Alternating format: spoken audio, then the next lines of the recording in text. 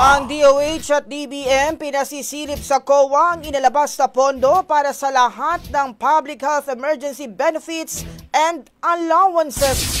Brigada Sheila Matibag, ibrigada mo! Brigada!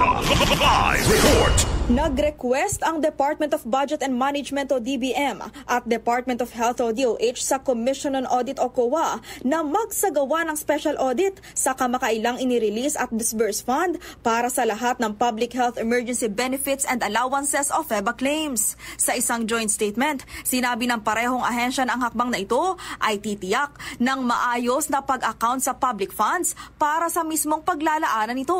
Matutulungan din umano nito ang DOH sa pag-validate at pag-consolidate ng lahat ng request at disbursement na may kaugnayan sa health emergency allowance. Ayon sa dalawang ahensya, naglabas na ang DBM ng higit 121 billion pesos para sa DOH na siyang sumasaklaw sa lahat ng healthcare at non-healthcare workers na nag-render ng kanilang serbisyo simula 2020 hanggang 2023. Samantala, maliban sa special audit, napagkasundoan ding isapinal ng Health Department ang listahan ng mga health emergency allowance recipients upang matugunan ang matagal ng problema.